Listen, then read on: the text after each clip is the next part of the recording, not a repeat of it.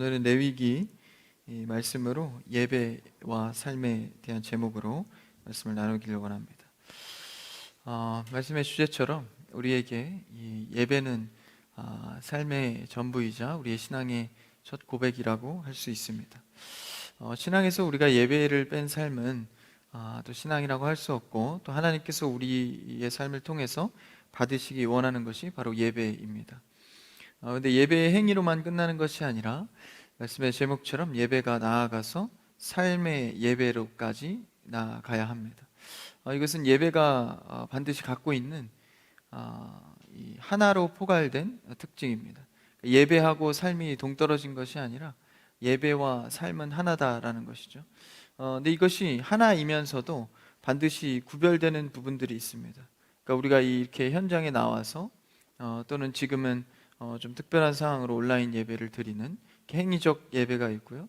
이 예배를 통하여서 이제 삶의 예배로 나아갑니다. 이 예배의 소중함은 우리가 믿는 자들이 누려야 할 큰 행복입니다. 이 성도들이 가장 행복한 것이 무엇일까요? 바로 하나님 앞에 성도로서 함께 모여서 찬양하고 영광 올려드리는 일입니다. 이 예배의 행위가 행복하지 않다면 우리의 삶에서 신앙적으로 행복하기란 어렵습니다. 여러분, 예배가 행복한 여러분 되길 축복합니다. 그러니까 이타 다른 모임이나 나에게 행복감을 또는 나의 자기개발을 주는 모임, 이런 정도로 치부하면 우리가 그저 하루하루 채워가는 예배, 습관적인 예배가 될 수 있습니다. 그러나 우리의 예배는 그런 모임으로 끝나는 예배가 아니라 찬양과 주님께 영광 올려드림을 통하여서 행복을 누려가기를 바랍니다. 그래서 말씀을 받고 찬양을 드리며 기도하면서 하나님과의 영광의 삶을 실제 우리의 삶에서 실현해 가는 것까지입니다. 그래서 그리스도인의 참된 행복은 본질적으로 이 예배의 태도, 나아가서 삶의 형식을 말합니다.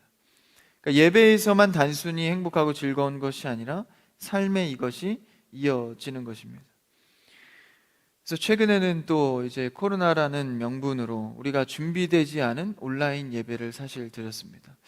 어떤 온라인 예배에 대해서 우리의 신앙 고백이 정리되거나 성경적으로 정리되지 않은 상태에서 전염병이라는 제목 하나만으로 갑자기 이 온라인 예배를 받아들이게 됐습니다. 그러다 보니까 또 안팎으로 여러 가지 또 대내외적으로 문제가 생기고 또 신앙의 어려움을 겪기도 합니다. 그러나 온라인이 주는 이 유익이 있죠. 예배의 형태이기 때문에 또 하나님께서 주시는 은혜의 방편이 있습니다. 그럼에도 불구하고 우리는 이 현장 예배가 중심이 되고 근본이 되어야 합니다. 모여서 하나님께 오감으로 전인격적으로 예배드리고 하나님을 느끼고 성도의 표정을 보면서 예배를 드리는 것이죠. 그러나 한시적이고 또 유익을 주는 온라인 예배라고 해서 아무 이유 없이 선택적으로 예배를 드린다면 우리의 예배는 하나님께 전인격적인, 그러니까 삶으로 나아가는 예배에 부족함을 느낄 수밖에 없습니다. 온라인 예배가 한시적으로 드려지며 또 어려운 자들, 또 몸이 불편한 자들에겐 유익이 되고 또 그렇지 않은 자들에게는 선택적 예배가 되지 않기를 주님의 이름으로 축복합니다. 마치 주일날 비유하면요, 1부, 2부, 3부 저녁 예배를 저희는 드리죠. 근데 이것이 마치 우리가 선택해서 골라 듣는 예배가 되면 안 된다라는 것이죠. 우리가 주일을 생각하면서 이 전체의 날이 예배로 드려져야 하는 것이지, 내가 오전에 일 보고 그냥 저녁에는 저녁 예배 있으니까 안심하면서 드리는 예배가 아니다라는 것입니다. 우리의 예배가 삶의 예배와 또 우리가 지켜가는 이 형식의 예배가 온전히 균형 있게 드려지기를 축복합니다. 그래서 오늘 이 레위기 말씀의 예배의 정신, 그러니까 제사죠. 이 구약의 제사의 정신이 바로 오늘날 우리의 예배의 정신입니다. 그러니까 당시처럼 곡식이나 이 짐승을 죽여서 피로 드리는 예배는 아닙니다. 그것을 율법적으로 지키진 않지만 예수 그리스도로 이제 율법이 완성되어서 우리는 오늘날 열리고 자유된 예배를 드리죠. 그러나 이 구약의 예배, 제사의 정신은 그대로 우리가 갖추어서 드려야 합니다. 그 정신마저 잃어버리고 내가 드리고 싶은 대로 내 생각과 감정대로 드리는 게 아니다라는 것이죠. 그래서 우리의 예배는 이런 성경적 예배가 되기를 바랍니다. 그래서 우리의 지키는 주일 예배나 이런 금요 예배, 이런 예배들의 형식 속에서 우리가 성경적 이해를 통해서 잘 예배 드려야 하는 것이죠. 나아가서 삶으로의 예배도 성경적 이해 속에서 드려져야 합니다. 우리가 이 예배를 드리다 보면 이 예배가 이 삶의 예배와 균형을 잃어버릴 때가 있습니다. 그러니까 예배나 신앙생활을 조금 하거나 좀 신앙의 어떤 초신자의 마음속에는 특별히 이렇게 온라인 예배를 드릴 때는 이런 생각이 들 수 있습니다. 내가 하나님과의 관계 속에서 삶의 예배를 드리면 되지. 삶의 현장 속에서, 그러니까 우리가 이 생활의 예배, 온전히 모든 시간이 예배가 되어야 한다. 그러니까 이 현장에서 드리는 예배보다도 삶 자체가 예배가 되어야 하기 때문에 이런 예배가 예배보다, 우리가 현장에서 드리는 예배보다 삶의 예배가 중요하다, 이런 논리로 생각할 수 있습니다. 이 예배의 가치가 가벼워지는 거죠. 삶에서의 예배가 더 중요하게 생각하게 됩니다. 그래서 삶의 어떤 이런 예배의 열매가 드러나지 않아서 그렇게 생각할 수도 있습니다.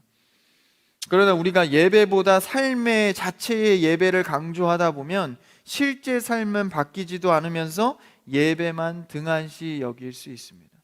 여러분, 삶의 예배라는 것은 반드시 이 교회에서 드려지는 공식적인 예배를 통해서 가능하게 됩니다. 그러니까 삶의 예배라는 것은 현장의 예배가 전파되고 유지되고 그리고 나아가서 드리는 것이지, 그러니까 삶의 예배로만은 우리가 은혜를 받을 수 없다는 것이죠. 하나님께서 공식적으로 교회를 만드시고 이곳에서 드리는 예배를 통해서 삶의 예배가 이루어집니다. 그러니까 우리가 이 예배를 등한시하고 삶의 열매만을 생각한다면 실제 삶은 하나도 바뀌지 않는다는 것입니다. 그러니까 구약에서 정한 그 제사법이나 그 구약의 예배의 정신이 우리에게 얼마나 중요한 의미인지 우리가 생각하게 됩니다. 삶에서 신앙적으로 바뀌길 원하십니까? 하나님의 은혜를 누리시길 원하십니까? 그럼 여러분, 먼저 예배를 드리는 여러분 되길 축복합니다. 예배의 드림을 통하여서 우리의 삶의 수많은 삶의 예배가 이루어질 수 있는 것입니다. 이것을 등한시하고 우리가 삶의 예배만 추구한다면 결국 예배를 드리지 않아도 거리낌이 없어지는 모습이 될 수 있습니다. 그래서 우리는 삶의 예배가 단순히 그냥 감정적으로 접근되는 것이 아니라 성경 속에서 예배를 어떻게 정의하고 이 삶의 예배의 방법론에 있어서는 어떻게 이룰 수 있는지를 우리가 생각해야 합니다. 예배와 삶의 관계, 여러분 이 관계가 균형 있게 잘 세워지기를 축복합니다. 삶이 정말 산 제사가 되려면, 삶의 제사가 이루어지려면 공식적인 이 예배의 삶이 세워져야 합니다. 주일의 예배, 또 수요일, 금요일 이렇게 공식적으로 드리는 예배가 그만큼 중요하다는 것이죠. 이 예배와 삶의 관계를 보려면 오늘 말씀의 레위기 23장을 보면 알 수가 있습니다. 그래서 우리 삶 자체가 제대로 된 제사가 되기 위한 지침을 오늘 말씀에서 주고 있죠. 그 말씀이 오늘 9절에서 14절까지 나와 있는데요. 한번 9절을 넘어서 10절을 한번 같이 읽어볼까요? 본문입니다. 시작. 이스라엘 자손에게 말하여 이르라. 너희는 내가 너희에게 주는 땅에 들어가서 너희의 곡물을 거둘 때에 너희의 곡물의 첫 이삭 한 단을 제사장에게로 가져갈 것이요. 당시에 이 제사할 때 추수 때에 제사하는 방법이 있었습니다. 곡물의 첫 이삭이죠. 그러니까 이 추수해서 곡식을 거두었는데 그때 첫 단, 한 단을, 처음 거두은 단을 주님께 먼저 드려라 라고 말하고 있습니다. 그렇기 전에는 거기서 나온 소출이나 열매나 곡식들을 절대 입에 대서는 안 된다는 거예요. 그러니까 먼저 너희가 곡물의 첫 이삭 한 단을 제사장에게 가져가라, 예배 드리는데 먼저 드려라 라는 것입니다. 그래서 제사 후에 곡식을 먹게 한 것이죠. 그 다음에 나의 삶의 곡식의 유익을 누리게 했습니다. 이것은 우리에게 어떤 의미를 줄까요? 이건 단순히 그냥 우리가 하나님이 중요하니까 마치 그냥 어른에게 공경해서 먼저 이 수저와 젓가락을 놓고 먼저 음식을 덜어서 주듯이 먼저 그냥 예의 있게 하라라는 의미가 아닙니다. 물론 그런 의미도 조금은 포함되어 있겠죠. 그러나 여기서 말하는 첫 한 단을 먼저 주께 가져 예배하라는 것은 너희의 삶 전체의 고백이 하나님을 먼저 사랑하고 관심을 두라라는 것입니다. 그러니까 첫 고백을 먼저 하나님으로 시작하여서 너의 삶을 시작하라는 것입니다. 여러분들이 중요한 일이 있거나 어떤 계획한 것을 이루려는 첫 발을 뗄 때 여러분은 기도를 하십니까? 아니면 예배를 드리십니까? 삶의 중요한 문제의 첫 발 앞에 예배로 시작하는 여러분 되길 축복합니다. 그러기 전에는 여러분의 삶을 너희의 곡식을 걷어서 먹는 행위를 하지 말라는 것입니다. 그러니까 우리의 생사화복을 주관하는 하나님을 믿는다면 너희의 먹을 것, 입을 것을 생각하기 전에 먼저 주 앞에 고백하고 예배하고 시작하라는 것입니다. 이게 굉장히 단순한 것 같지만 우리의 삶의 전체를 덮는 귀한 행위입니다. 우리의 마음을 어디에 두고 살지를 명심하라, 결정하라는 것이죠. 그래서 비록 이삭 한 단이지만 어디에 둘 것인지, 먼저 둘 것인지를 결정하는 것이 너희의 마음을 인정하는 하나님의 시선이다라는 것입니다. 그래서 우리도 이제 음식을 먹거나 가족들 간에도 그렇고 이제 외식을 하거나 이 좋은 사람들과 함께 음식을 뗄 때 음식을 덜어서, 요새 같으면 더 덜어 먹지 않습니까? 그때 이제 서로 이렇게 덜어주려고 이렇게 섬기려고 합니다. 이제 덜어주면서 마음 가는 사람에게 먼저 주고 또 이렇게 더 주고 싶은 사람한테 먼저 주게 됩니다. 가족 간에도 그렇죠. 아버지에게 먼저 주기도 하고요. 막내에게 먼저 주면 어머니의 마음을 알 수 있죠. 나중에는 집안에 새 식구가 들어오면 그 새 식구의 사랑의 마음을 먼저 표현하기도 합니다. 이처럼 우리가 떡을 떼고 나누고 먼저 이렇게 섬기는 것에는 우리의 마음을 담기 마련입니다. 그냥 행하는 것이 아니죠. 마찬가지로 너희의 마음을 담아 드리는 것이 이 첫 이삭의 한 단, 이것으로 주님께 먼저 제사하라는 것입니다. 그러면서 그 제사의 방법은 어떻죠? 그 다음 절에 나와 있는데요, 한번 읽어볼까요? 11절입니다. 시작. 제사장은 너희를 위하여 그 단을 여호와 앞에 기쁘게 받으심이 되도록 흔들되 안식일 이튿날에 흔들 것이며. 여기서 중요한 방법이 무엇입니까? 바로 흔들다입니다. 제사장이 하나님 여호와 앞에서 이 흔들어서 곡물을 드립니다. 흔들어서 곡물을 드리는 것은 화목제와 첫 이삭, 지금 추수할 때 이 요제를 드리는 방법인데, 요제는 흔들다라는 겁니다. 흔들어서 드리는 제사 방법은 화목제와 바로 오늘 이 말씀에서처럼 추수할 때 첫 단을 드릴 때 쓰는 행위입니다. 근데 성경에서 특히 레위기에서 이 제사를 설명하면서 이 요제, 흔들어서 드리는 제사를 드릴 때는 항상 그 앞에 수식이 여호와 앞에서라는 수식이 꼭 따라옵니다.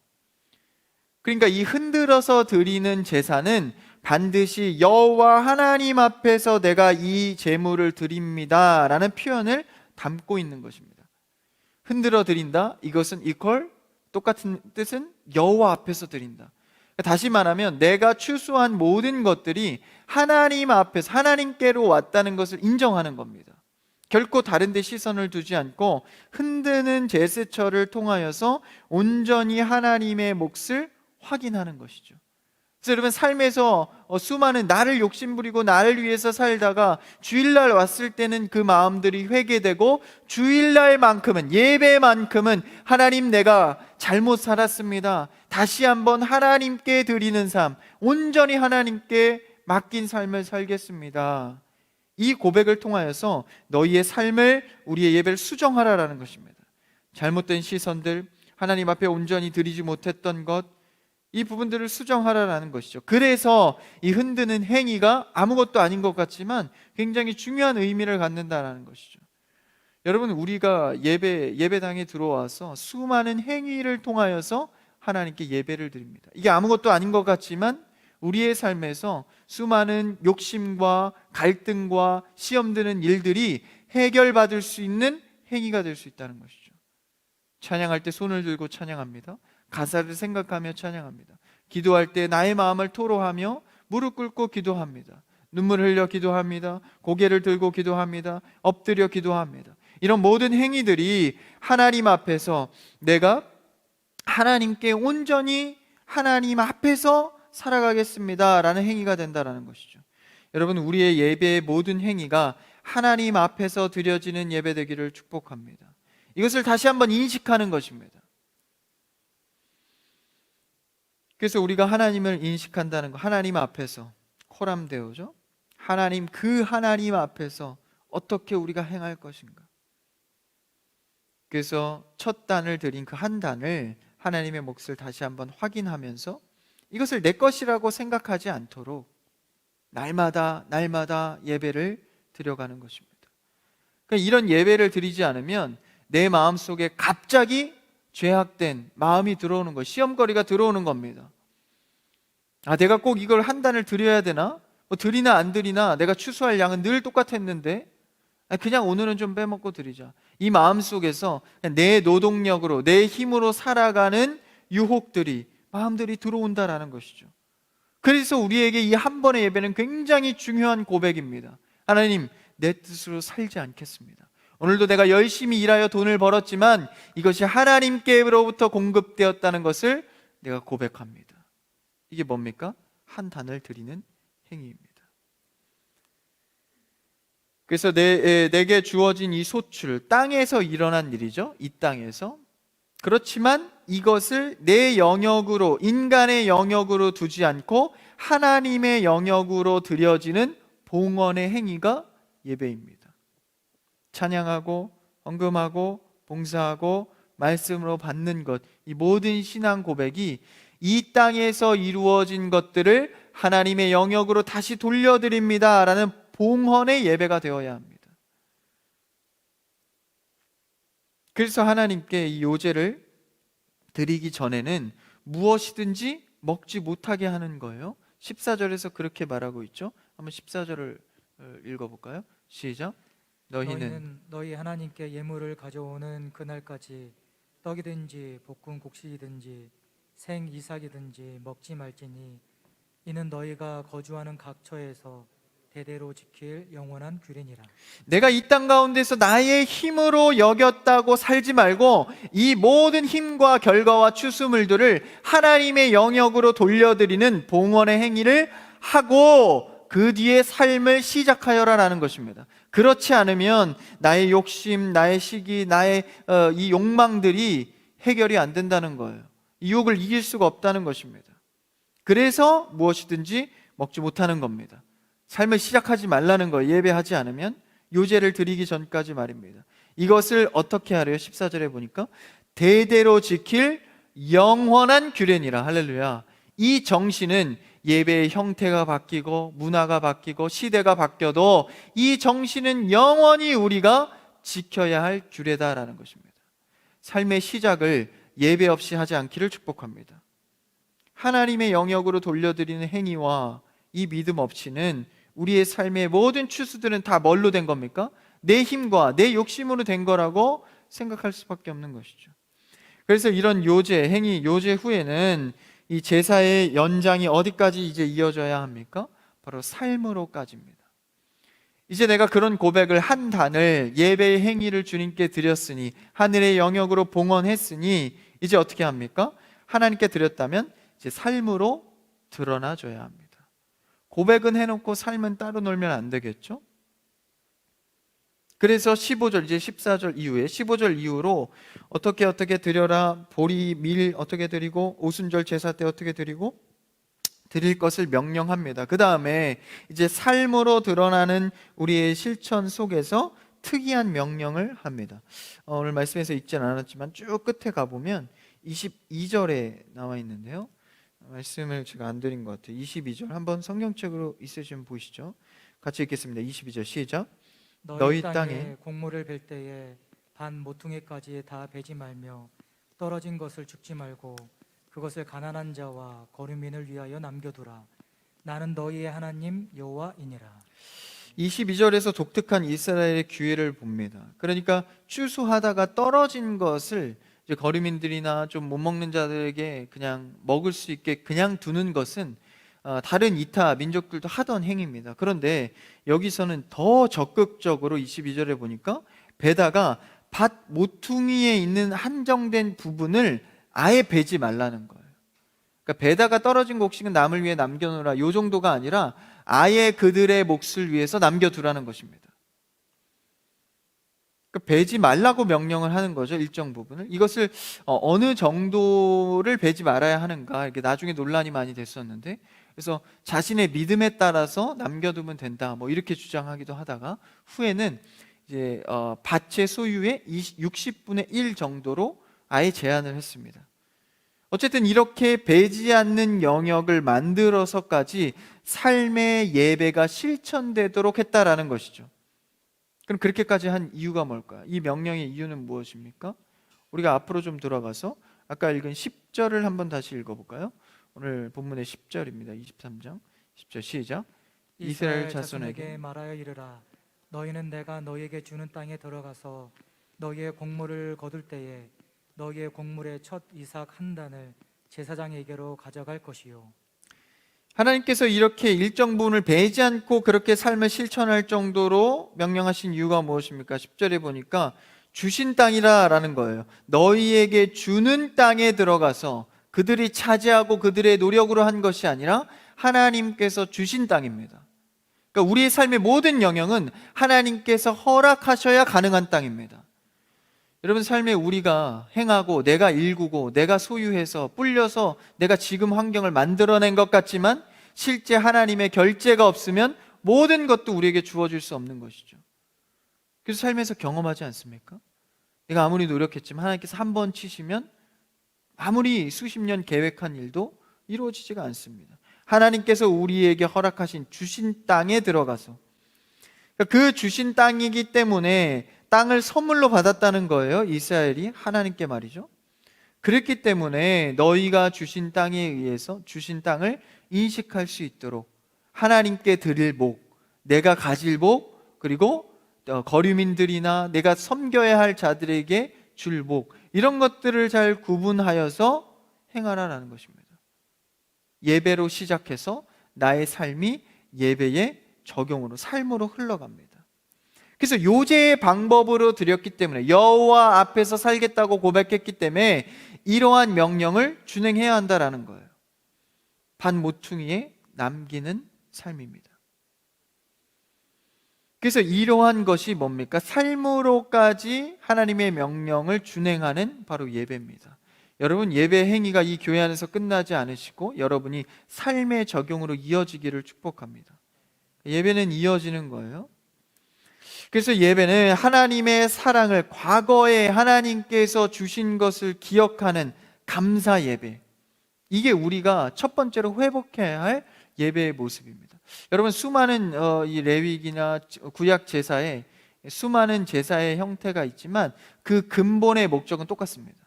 다 감사제입니다. 그러니까 거의 대부분의 예배의 제사의 근본의 목적이 바로 감사입니다. 하나님 나에게 주심을 감사합니다. 그래서 곡식을 태우고 짐승을 태워서 드리죠. 그래서 이 감사제의 의미가 가장 강하다는 거예요. 우리의 오늘날 예배도 마찬가지입니다. 하나님께서 나를 구원하신 감사, 이 땅을 주신 감사, 가정을 주신 감사, 신앙을 주신 감사, 신앙인들을 함께 붙여주신 감사, 이 하나님의 사랑을 기억하여서 과거에 우리에게 주신 것을 감사할 수 있는 예배가 되어야 합니다. 이 예배가 회복되어야, 잘 들으십시오, 이 예배가 회복되어야 앞으로 우리가 받을 것에 대한 소망이 있습니다. 나에게 이렇게 은혜를 주셨으니 뭘 믿을 수 있죠?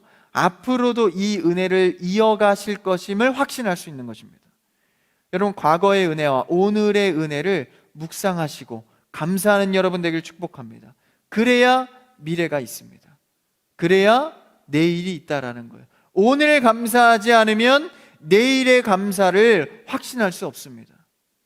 오늘과 과거의 감사가 내 안에 믿음으로 확신되어져야 앞으로의 소망을 누려가는 것이죠.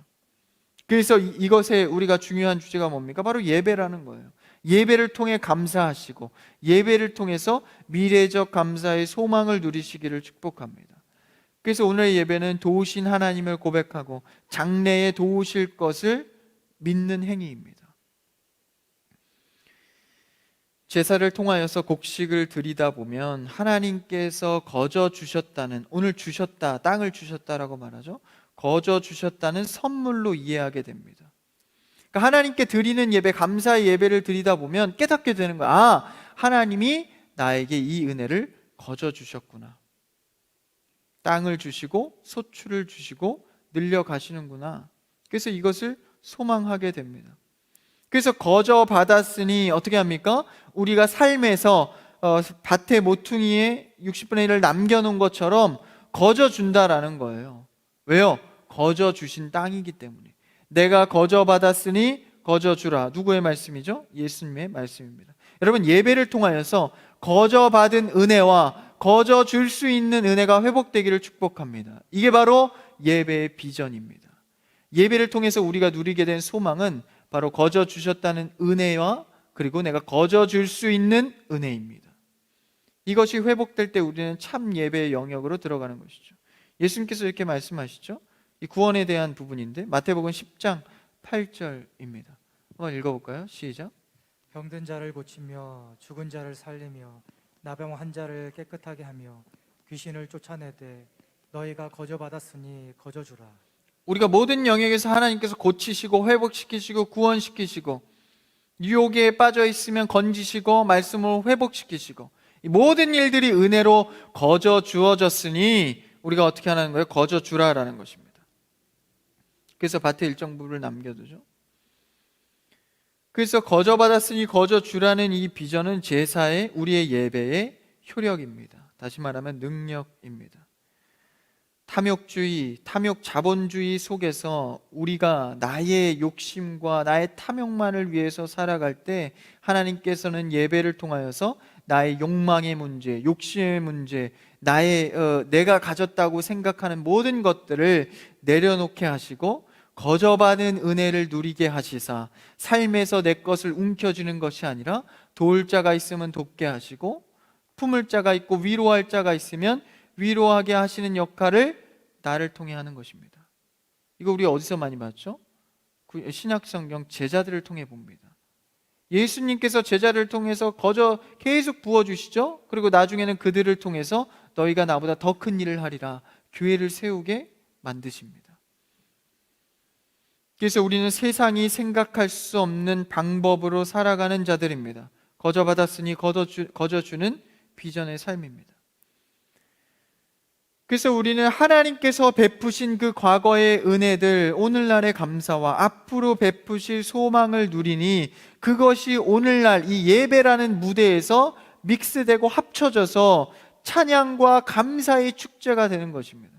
여러분, 예배는 감사의 축제입니다. 내가 받은 감사와 앞으로 받을 감사에 대해서 하나님께 축제를 벌이는 것이죠. 그래서 온 몸과 정성과 전 인격을 다해서 드리는 예배가 될 수밖에 없는 것입니다. 여러분, 오늘의 예배도 전 인격을 다해서 드리는 예배 되기를 축복합니다. 피부로 느끼시고 표정으로 드리시고 눈물과 마음과 정성을 다해 드리는 예배가 될 수밖에 없는 것이죠. 예배의 경험이야말로 우리의 모진 삶과 힘들고 핍박 같은 삶 속에서 이길 수 있는 유일한 방법입니다. 이 방법을 택하셔서 예배를 빼먹지 않는 여러분 되기를 축복합니다. 이 세상에서 거저주는 세상에서 살아갈 때 이 거저주는 은혜의 삶을 통해서 살아갈 수 있는 것이죠.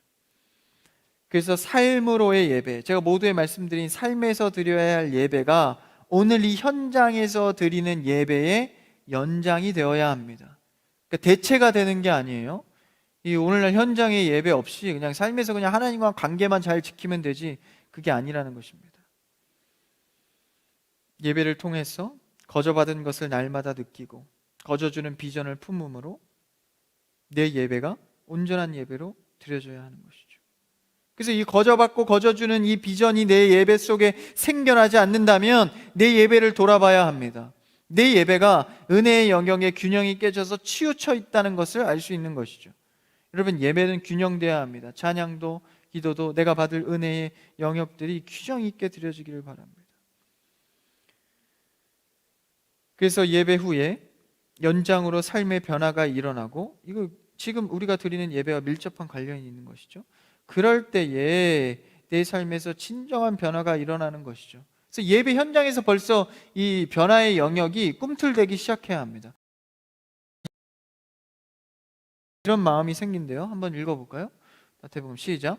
그러므로 예물을 제단에 드리려다가 거기서 내 형제에게 원망을 들을 만한 일이 있고 생각나거든. 예물을 제단에 드리는 게 뭡니까? 바로 예배입니다. 제사. 예배를 드리다가 내 형제에게 원망 들을 만한 내 잘못이 생각난다라는 거예요. 여러분, 예배를 드리다가 여러분이 생각지도 못한 죄가 깨달아지기를 축복합니다. 이 죄가 깨달아져야 하나님이 나를 거저 은혜 주시고 내가 그들을 위하여 거저 줄 은혜가 있구나를 깨닫게 됩니다. 그래서 삶 속에서 예배 속에서 내 잘못이 깨달아지고, 사실 살다 보면 삶에서 이런 게 생각나지가 않아요. 그렇지 않습니까? 여러분 삶의 여러 가지 관계나 어떤 공동체 속에서 내가 잘못한 거 다 깨달아지십니까? 나 이런 잘못한 사람이야. 이게 큰 죄였어. 그에게 정말 상처를 준 행위였어. 깨달아지시나요? 안 깨달아집니다. 그냥 내가 오늘 이렇게 해서 잘했다, 뭐 그 정도지, 그렇죠? 근데 우리가 예배를 통하여서 나의 삶이 깨달아지는 겁니다. 내가 참 이런 죄를 지었구나. 내가 형제에게 상처를 줬구나. 그랬을 때 우리가 예배를 통하여서 이런 잘못이 깨달아지고 주의 임재를 느끼고 찬양을 통해서 돌아서고 기도를 통해서 돌아서고 말씀을 듣다가 지은 죄의 찔림을 통하여서 깨닫게 되고, 이것이야말로 우리가 예배를 통한 하나님께서 은혜의 부르심이다라는 것이죠. 여러분, 하나님께서 부르신 이 은혜의 부르심을 통하여서 성도로 제대로 살아갈 수 있기를 축복합니다. 예배와 삶, 이 관계 속에서 우리는 하나님께서 주신 이 예배라는 행위를 통해서 삶을 잘 세워져 가야 합니다. 예배를 등한시 여기면 삶의 변화도 없습니다. 그래서 우리가 예배 드리는 것을 얼마나 소중히 생각해야 할지, 하나님은 영이시니 영적 진리의 예배를 드리는 것, 그래서 어디서든지 예배를 드릴 수 있는 것, 그래서 예배의 모든 영역 속에, 삶에서 수많은 영역 속에서 하나님과 영적인 예배를 드릴 수 있는 것 맞습니다. 동의합니다. 그러나 주일날 드리는 예배 없이 그 예배는 이루어질 수 없다는 것입니다. 여러분, 공식적인 교회가 정한 이 예배에 모두 다 동참하기를 축복합니다. 내가 선택한 예배가 아니라 교회에서 정한 예배를 드리는 겁니다. 내가 선택한 예배는요, 인본주의적 예배가 될 확률이 굉장히 높습니다. 자기 위주의 예배가 되는 거죠. 자기 편한 시간, 자기 편한 때에, 자기 편한 환경에서.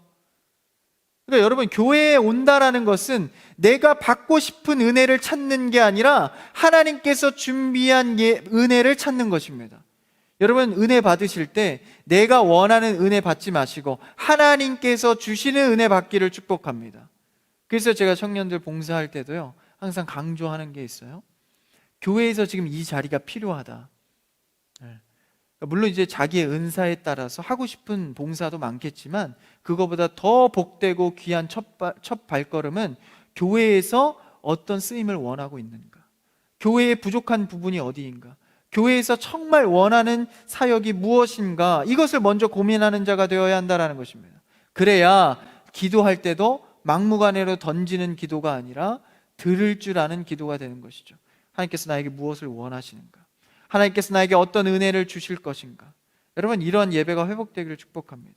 인간적인 힘으로 드리는 예배는 마치 바리새인 같이 삶의 변화만을 꿈꾸는 예배입니다. 여러분, 예배를 통하여서 여러분의 삶이 자연스럽게 변화가기를 바랍니다. 그러니까 우리의 삶은 참된 제사가 되기 위해서, 우리의 삶이 참된 산 제사가 되기 위해서 이 예배의 시간을 통해서 공급받아야 합니다. 그럴 때 우리의 삶은 향기로운 냄새가 나는 삶이 되어집니다. 오늘 말씀에서도 그렇게 고백하죠. 13절을 한번 읽어볼까요? 오늘 본문입니다. 13절 시작. 그 소재로는 기름 섞은 고운 가루 10분의 2 에바를 여호와께 드려 화제로 삼아 향기로운 냄새가 되게 하고 전제로는 포도주 4분의 1 한 흰을 쓸 것이며 하나님께 거저받아 거저주는 삶, 하나님께 거저받아 거저주는 그 예배가 회복될 때 향기로운 냄새가 나는 삶이 시작된다라는 것입니다. 여러분, 향기를 생각할 때 여러분 향기가 보이나요? 보이지 않죠? 예배 드릴 때 하나님께서 뭐의 최종치로 받으시죠? 향기를 받으신다는 거예요. 그 냄새를. 제사 드릴 때 제물은 눈에 보입니다. 연기도 눈에 보입니다. 근데 그 끝에 가서 마지막에 나는 향기는 눈에 보이지 않습니다. 향기는 뭘 말합니까? 바로 우리의 삶을 말합니다. 제물로, 연기로 이 시간 우리가 예배당에 나와서 여러 가지 방법으로 찬양으로 예배 드리는 것, 그것이 향기로까지, 다시 말하면 우리의 삶의 영역까지 흘러들어져 가야 합니다. 삶의 예배가 이루어질 때 결국 하나님께서 그 향기를 받으십니다. 여러분의 예배는 향기로서 받으시는 예배가 되기를 축복합니다. 그래서 삶에서는, 예배에서는, 현장에서는 제물이 보여지고 연기가 보여지는데 삶에서 향기가 나지 않으면 하나님께서 연락하시지 않는다라는 거예요. 우리가 최초의 예배를 기억하죠? 가인과 아벨의 예배입니다. 아벨의 제사는 받으시고 가인의 예배는 받으시지 않죠. 그런데 둘 다 똑같이 제물도 드리고 연기도 드렸습니다. 근데 향기 나는 삶은 다른 문제였습니다. 우리가 아무리 화려하게 예배를 드리고 출석하여서 열심히 예배를 드린다 하더라도 이 향기가 나지 않으면 하나님께서 연락하지 않는다라는 것입니다. 우리의 삶을 통해서 향을 맡으시는 주님 앞에 참된 향기의 예배를 드리시기를 바랍니다. 그랬을 때 오늘 현장의 예배에서 회복할 것은 무엇입니까? 하나님께서 나에게 거저 주신 은혜, 감사의 제목들입니다. 그리고 내가 앞으로 그 받은 은혜에 대해서 거저 주는, 은혜를 나눌 수 있는 비전과 소망입니다. 우리가 나에게만 거저 준 것을 나에게만 쌓아둔다면 어떻게 되죠? 그 곡식은 썩게 됩니다. 썩으면 어떤 냄새가 나죠? 썩은 같이 가까이 하고 싶지가 않은 거예요. 여러분, 우리를 위해서 쌓아두고 곡식을 쌓아두고 내가 행했으니까 내 거라고 거저준 것임을 알지 못하면 그 곡식이 썩어서 결국 썩은 향기가 나는, 그래서 하나님께서 가까이 하지 않으시는, 연락하지 않으시는 예배가 된다라는 것입니다. 여러분, 예배로 은혜 받으셨습니까? 그러면 삶에서 향기를 내시고 썩지 않도록 나누고 거저 줄 수 있는 여러분 되기를 축복합니다.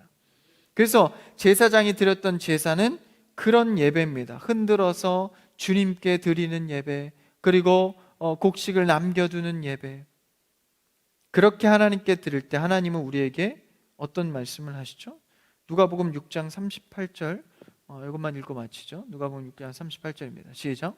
주라 그리하면 너희에게 줄 것이니 곧 후이되어 누르고 흔들어 넘치도록 하여 너희에게 안겨주리라.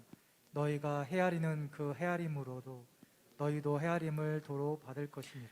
거저 받았으니, 거저 38절에 보니까 주라, 할렐루야, 주라 그리하면 너희에게도 줄 것이다. 후이되게 하는데 어떻게 주십니까? 흔들어 넘치도록 주신다. 그러니까 흔들다라는 이 동사를 우리가 제사 때 사용한 방법대로 하나님께서 우리에게 주실 때 그 방법으로 주신다라는 거예요. 우리가 흔든다는 게 아까 어떤 의미였죠? 여호와 앞에서 온전히 드린다는 제스처입니다. 너희에게 줄 것을 온전히 줄 것이니 너희도 나에게 온전히 드려라라는 것이죠. 하나님은 우리에게 후히 넘치게 흔들어 주시기를 원하십니다. 그러나 우리의 제사도 흔들어 넘치게 드리기를 원하고 계십니다. 연락되는 예배 되기를 바랍니다. 향기로운 예배가 되기를 바랍니다. 예배가 삶으로 이어지는 여러분의 삶이 되기를 바랍니다. 그래서 삶의 모든 공동체와 영역 속에서 하나님의 향기로운 제사가 여기저기서 올려지는 여러분의 삶이 되기를 축복합니다.